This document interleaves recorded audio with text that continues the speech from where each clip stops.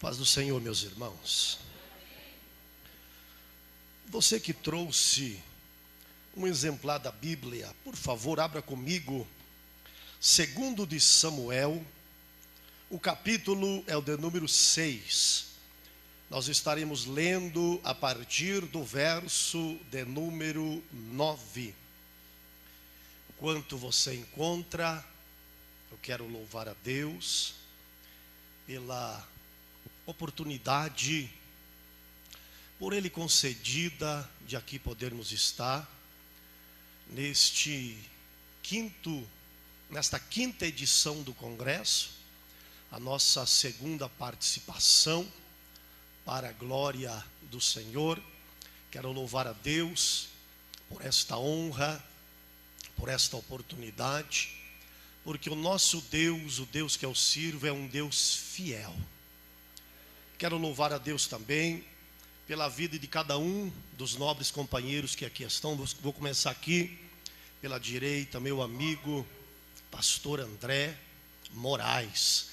Trouxe uma palavra que ficou guardada nos nossos corações, uma palavra profunda que tocou os nossos sentimentos. Deus continue te usando. Meu amigo pastor Rafael, cantor, Deus abençoe. Pastor Anderson do Rio de Janeiro, Anderson Tocha de Fogo, Deus usou aí e o negócio foi forte. Foi só uma pincelada, meu Deus, deixa um homem desse pregar, vocês viram o que Deus faz. Aqui pastor Roberto cantou na unção. Reverendo Eneucides, uma honra estar com o senhor. Quero parabenizar o senhor por esta linda igreja, parabenizar o senhor por esse trabalho maravilhoso, e Deus lhe usou com uma palavra com muita autoridade.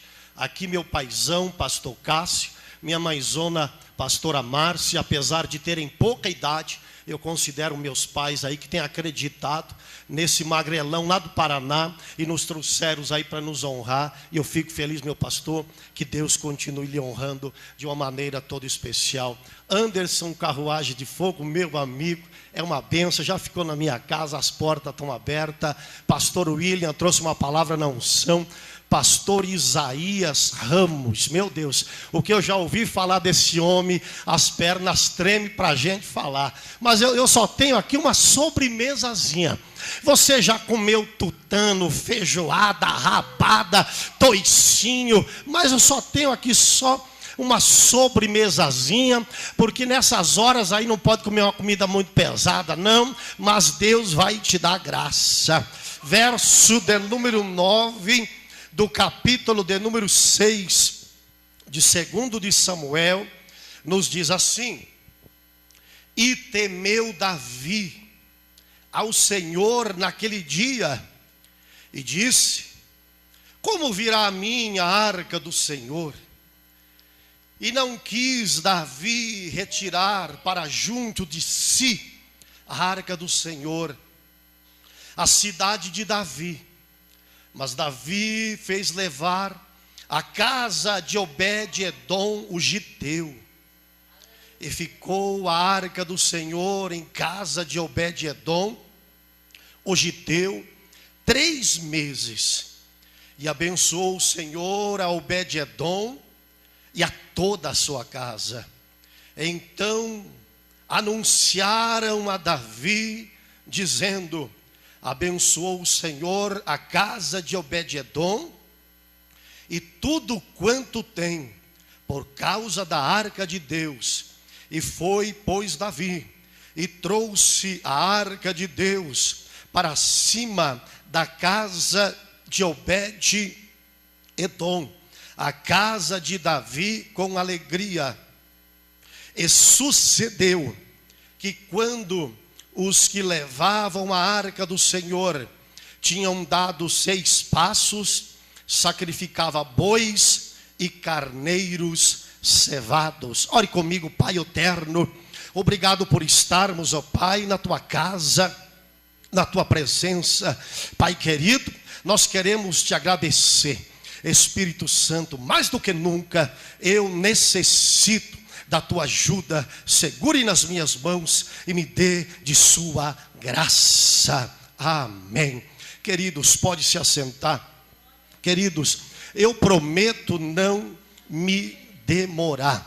Queridos, haja visto que nós estamos em um culto, em um congresso, como eu já disse, na 5ª edição de um congresso missionário.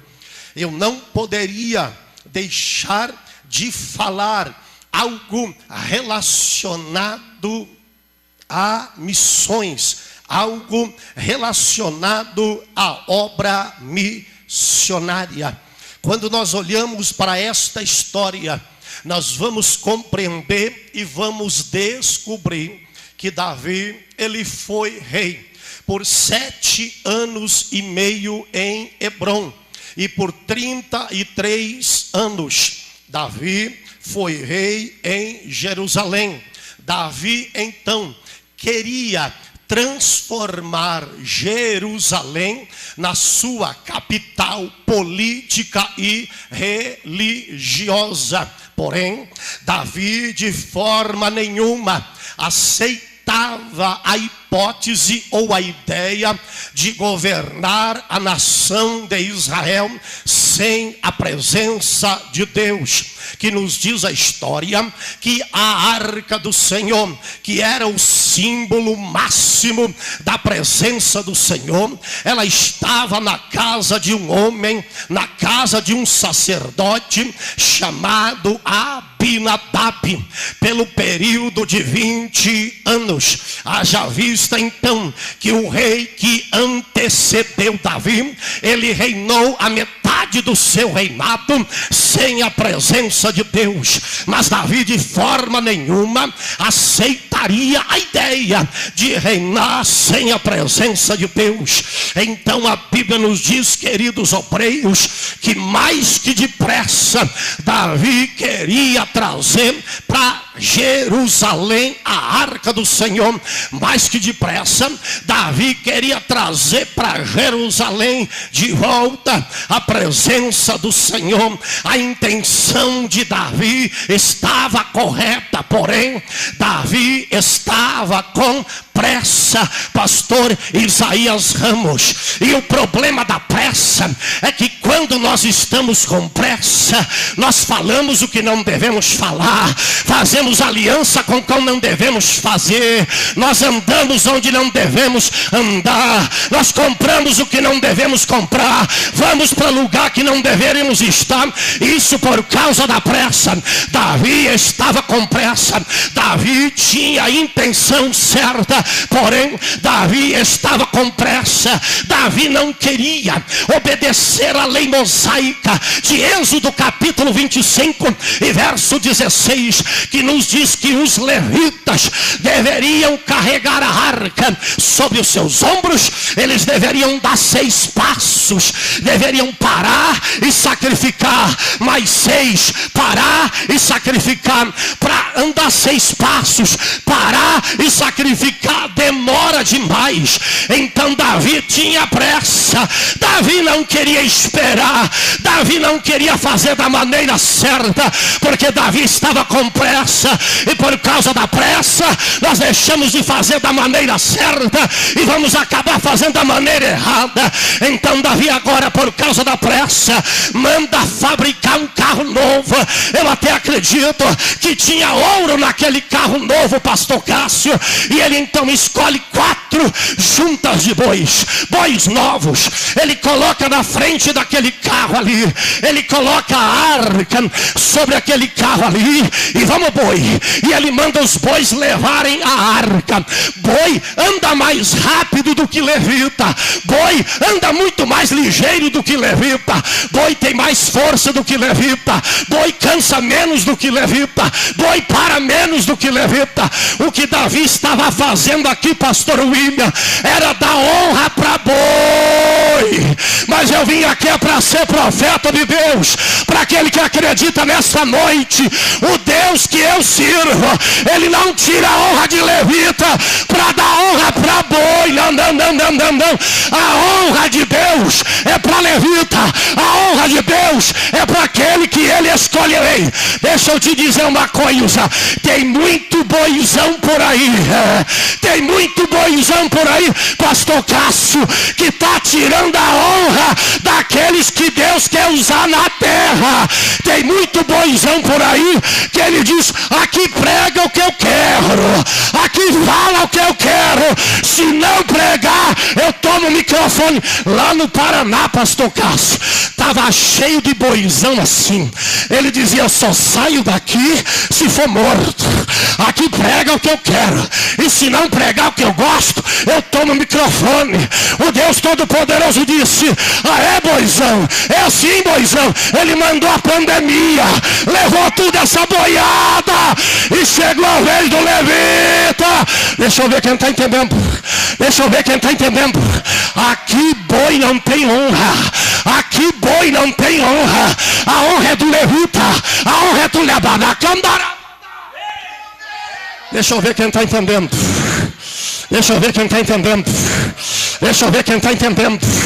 Deixa eu ver quem está entendendo. Deixa eu ver quem está entendendo. Aleluia. Aleluia. Aqui boi não vai aparecer. Aqui boi não vai tirar aquilo que Deus prometeu para você. Aqui boi não vai tirar aquilo que Deus preparou para você. E lá vai boi. O boi na frente e os levitas atrás. E os levitas olhando o boi andando e pensando: fazer o quê? Fazer o quê? Aqui quem manda é o grandão. Aqui quem manda é o rei. E vamos boi. E lá vai boi.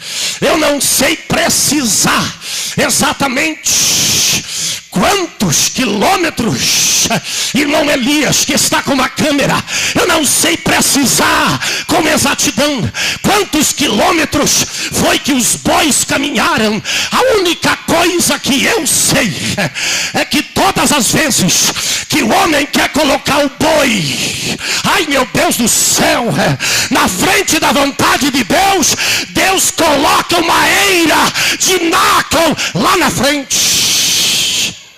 E vai ter que passar pela eira de nácol, pastor Anderson, porque se quisesse desviar, o caminho era muito longo.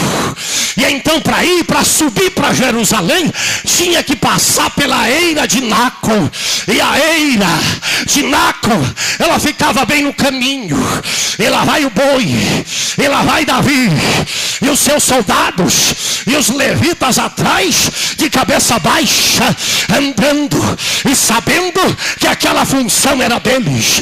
E então os bois começam a entrar na eira de nácol, e de repente os bois tropeçam na eira de nácol. Mas deixa eu te revelar uma coisa: na eira era impossível um animal ou uma pessoa tropeçar, porque a eira era um espaço totalmente plano, semelhante a este piso, a esta cerâmica desta igreja.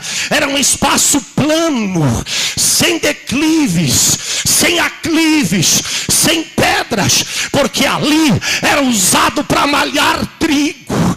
Mas os bois tropeçaram ali. Quando os bois estavam passando ali, de repente um boi tropeça, e quando um boi tropeça, o outro também tropeça. E a Bíblia diz que a arca balançou. E lá vai Uzá colocar a mão na arca. Uzá queria dizer: eu vou segurar essa arca aqui, porque se eu segurar, todo mundo vai dizer, ela não caiu por causa dele. Mas o grandão da Galileia, pastor, ele estava vendo, e ele estava dizendo: eu não preciso que ninguém segure a minha presença. A minha presença é independente. Deixa eu ver quem adora. A Bíblia diz que quando Uzá coloca a mãozona dele lá, Deus o fulmina instantaneamente. minha mente. E agora, Davi olha aquilo e Davi fica triste. E além de triste, Davi fica com medo. Cantor Roberto, pastor Eneucides, aquela que ele queria tanto que estivesse com ele, para ele reinar, agora ele tem medo dela. Ele olha para a arca e diz: a arca mata, não podemos mais levá-la para Jerusalém. Não podemos mais levá-la para Jerusalém. E agora Davi vai começar a coçar a cabeça. E agora Davi vai começar a pensar: o que é que eu vou fazer agora com a arca? O que é que vamos fazer com a arca? Para levar de volta para a casa de Abinadab é muito longe. O que é que eu vou fazer com a arca? De repente, alguém olha, pastores, à beira da estrada tinha uma casinha de madeira, tinha uma cabaninha de pau a pique. Alguém olha e fala: rei, por que não leva para aquela cabaninha lá à beira da estrada? E então o rei olha e diz: mas se levar lá e a pessoa morrer? Então alguém diz: se morrer, morreu, rei. Se ficar aqui, nós vamos morrer também. Então o rei diz assim: eu determino então que a arca seja levada para aquela casinha lá. E a Bíblia nos diz que levaram a arca. E quando chegaram na casa e bateram na porta, diz-nos a história que sai uma mulher magrinha, pastor Anderson, uma mulher raquítica, com os olhos lá no fundo, que não podia nem estar de pé. E ela abre a porta, e então ao soldado olha e diz: o rei mandou nós trazermos a arca para cá. O meu marido está lá atrás, chama o teu marido. E quando chamaram o seu marido, ele se chamava Obed-Edom. Então eles olharam para ele e disseram: o rei mandou trazer a arca para tua casa. Sabe por que mandaram levar? Sabe por que levaram a arca para a casa de Obed-Edom? Porque eles não tinham mais opção. Eles não tinham mais opção. Sabe o que Deus vai fazer? Deus vai fazer o grandão não ter mais opção. E sabe o que ele vai fazer? Ele vai lembrar: é de você, é de você, é de você. O grandão não vai mais ter opção. Sabe o que ele vai ter que fazer? Vai ter que lembrar de você. Vai precisar de você, de você, de você, de você, de você, de você. Vai precisar de você, porque vai ficar sem opção.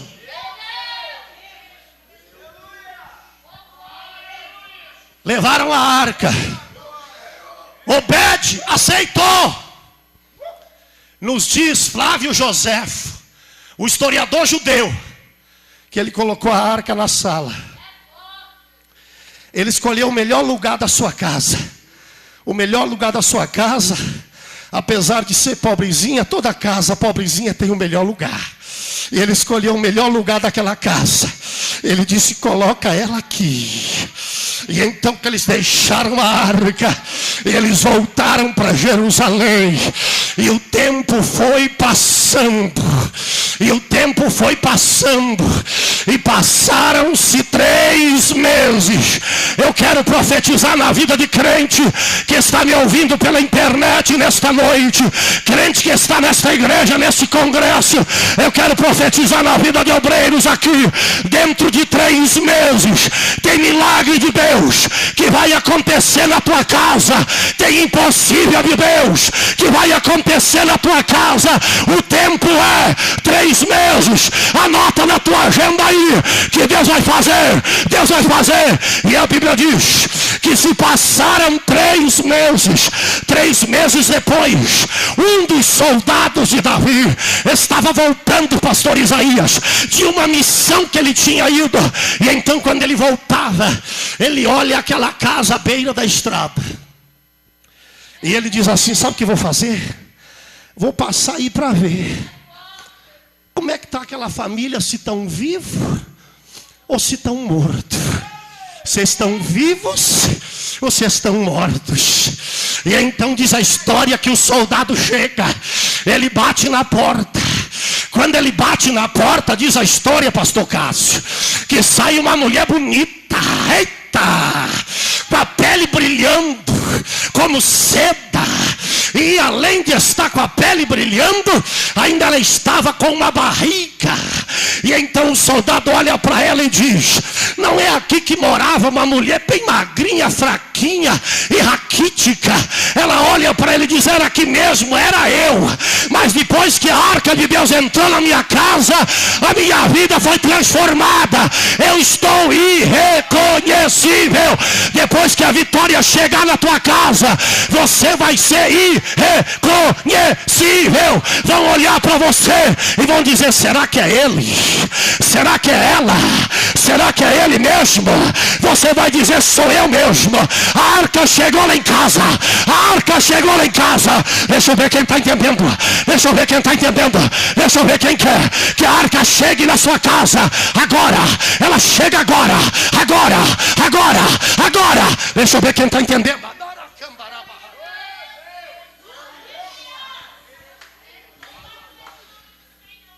Aquele soldado vai de volta, sobe para Jerusalém.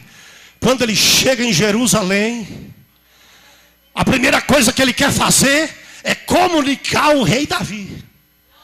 Quando ele encontra o rei, ele diz: rei, eu tenho notícia para o senhor a respeito da arca. Parece que eu vejo Davi olhando para ele dizendo: já sei, tu passou lá na casa, né? Passei. Só viu corpos, só estavam os ossos. E então ele olha: rei, o senhor está enganado. Eu nunca vi uma família tão linda como aquela que estava ali. E além de tudo, a mulher estava grávida. E eu vou dizer para o senhor, rei, é por causa da arca.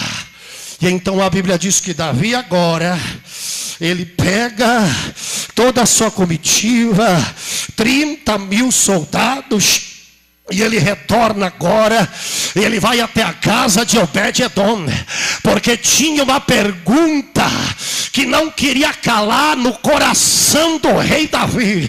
O rei Davi estava se perguntando: por que os bois tropeçaram?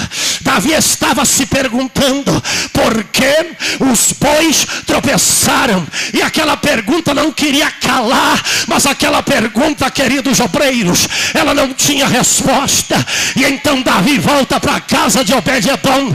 Quando Davi chega na casa de Obed-edom, e ele vê com seus próprios olhos tudo que Deus tinha feito, porque a Bíblia diz que Deus tinha abençoado Obed-edom, toda a sua casa.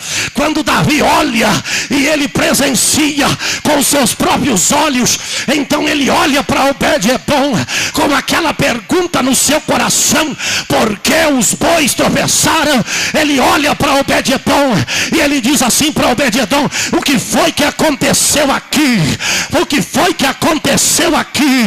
Simplesmente Uzá tocou nesta arca e foi morto imediatamente. E eu vejo que você e toda a sua casa foram abençoados. O que foi que aconteceu aqui? Então parece que eu vejo Obed-edom caindo de joelhos diante do rei Davi e dizendo assim: olha aqui, rei, eu sou filho de Jedutum, da tribo de Levi. Eu sou levita do Senhor. Eu sou levita do Senhor. Então aqui Davi vai entender por que os bois tropeçaram. Sabe por que os bois tropeçaram? Por causa do missionário anônimo que estava esquecido à beira da estrada. Ei, missionário anônimo! Ei, missionária anônima! Ei, pregador anônimo! Ei, pregador anônima! Ei, obreiro anônimo! Ei, obreiro anônima! O Deus Todo-Poderoso vai fazer o boi tropeçar, e a tua vez vai chegar, vai chegar, vai chegar. Sabe o que era? Aquela família à beira da estrada era a colheita de almas que está só começando. Está passando boi, e vamos boi, e vamos boi. Boi vai tropeçar, porque o tempo do missionário anônimo, do colheita de almas, está chegando. Tem promessa. Deixa eu ver quem entende e pode adorar o nome dele. Levante a mão, abra a boca. Davi entendeu Porque os bois tropeçaram. Davi entendeu. Porque os bois tropeçaram. Os bois só tropeçaram porque tinha um missionário anônimo à beira da estrada. Vai ter muito boizão por aí que vai tropeçar. E Deus vai fazer só para cumprir a promessa na tua vida. Cantor Geazide Oliveira, que está nos acompanhando agora, tem muito boizão que Deus vai fazer tropeçar só para cumprir o que Ele te prometeu. Se a igreja acredita que o nosso Deus é Deus fiel, levante a mão para exaltar, para glorificar o nome dEle.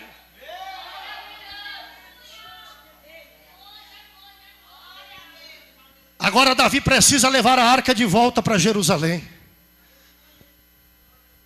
Davi agora vai fazer a coisa.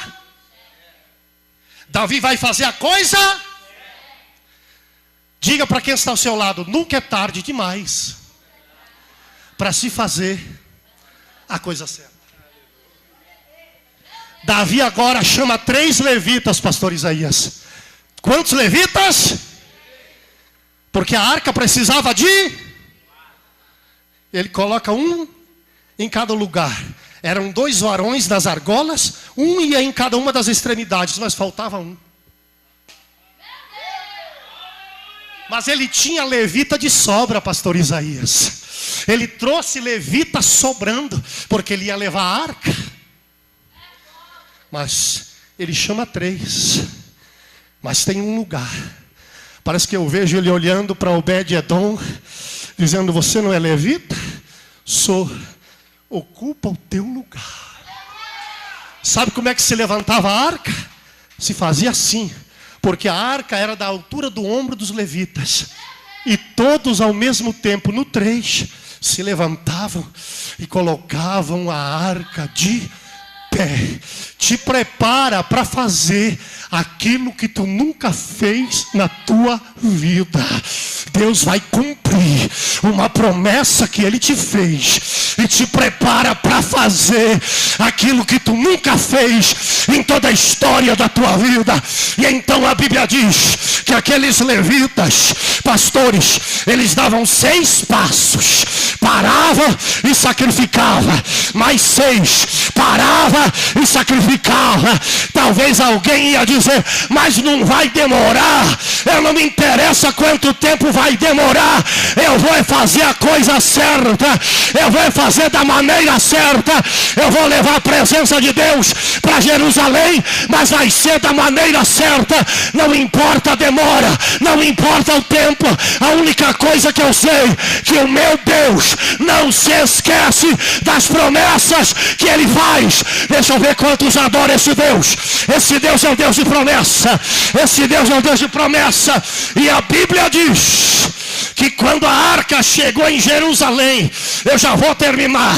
Quando a arca chegou em Jerusalém, a Bíblia diz em 1 de Crônicas, capítulo 15, verso 17 e verso 18. A Bíblia diz que Obed-Edom era porteiro do santuário. A Bíblia ainda diz em 1 Crônicas, capítulo 15, verso 19 ao 21. A Bíblia diz que Obed-Edom era músico no santuário. A Bíblia diz ainda em 1 de Crônicas, capítulo 15, verso de número 25. A Bíblia diz que então agora Obed-Edom foi constituído guardião da arca do Senhor. A Bíblia diz ainda em 1 de Crônicas, capítulo 16, verso 4 e verso 5, que Obed-Edom era ministro de adoração no templo. E a Bíblia ainda diz ainda em 2 de Crônicas, capítulo 25 e verso 24, que Obed-Edom era tesoureiro da prata e do ouro do santuário do Senhor. O teu Deus é Deus de promessa. O teu Deus é Deus de milagre. Se você acredita, se coloca de pé. Eu quero orar com você nesta noite. Você que tem uma promessa, missionário anônimo. O missionário é anônimo, mas a promessa é conhecida diante de Deus. O missionário é anônimo, a missionária é anônima, mas a promessa é conhecida diante dele.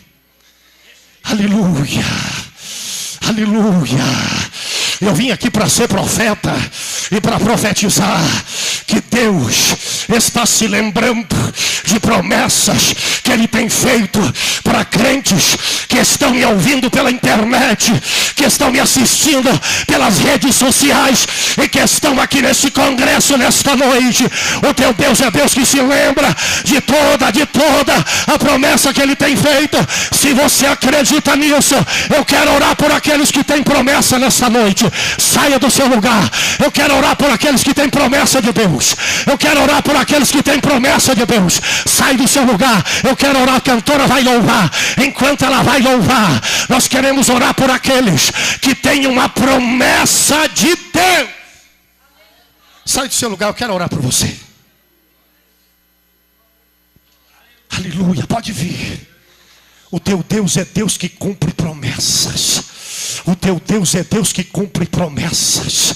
O teu Deus é Deus que cumpre promessas. O teu Deus é Deus que cumpre promessas. O teu Deus é Deus que cumpre promessas.